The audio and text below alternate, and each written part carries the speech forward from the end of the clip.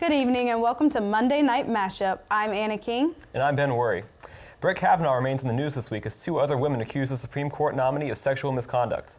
Deborah Ramirez joins Dr. Christine Ford in accusing Kavanaugh of inappropriate behavior, saying he exposed himself to her during a party when Ramirez and Kavanaugh were freshmen at Yale. Ford and Kavanaugh are scheduled to testify this week in front of the Senate on Thursday, even though there have been calls to delay their testimony until Ramirez's claims have been fully investigated.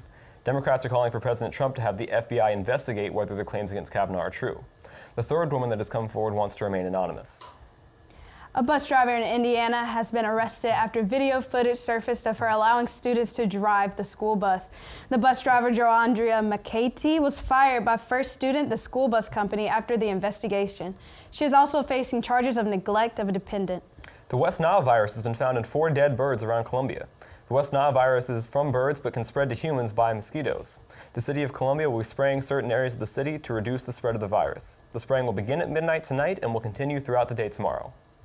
Power is still out for 40% of those who lost electricity during Hurricane Florence last week. South Carolina Energy and Gas is working to get it back up and running. As of yesterday, over 60,000 South Carolina residents were still without power, mostly in the Low Country. Horry and Dillon counties were the hardest hit, with 13,000 of the 60,000 total without energy coming from those 2 counties. Call your local power company to report an outage near you. When we come back, we'll hear from Allie Catone. She'll bring you the latest for this week's weather. We'll be right back. Good evening, Gamecocks. My name is Allie Catone, and I'm here to report your weather. First, we're going to take a look across the Midlands at highs for today. Columbia was topping it off with a high of 90 degrees, while surrounding areas were also in the high 80s and low 90s. Next, we're going to take a look across our nation. Over in Columbia, we had a high of 80 as our average, while when we look over at Los Angeles, the high is 70 degrees. Phoenix is still very hot with a high of 100. Now we're going to take a look at our weekly forecast here in Columbia. Starting out today, we felt a cooler drop in temperatures with a high of 86 degrees, while tomorrow and Wednesday go back up to 90 and 91. Thursday and Friday, we could be seeing some scattered thunderstorms later in the day, while Saturday and Sunday, we drop down back to the mid-80s. Everybody enjoyed this cooler weather. Stay tuned after the break for Mike Olson with sports.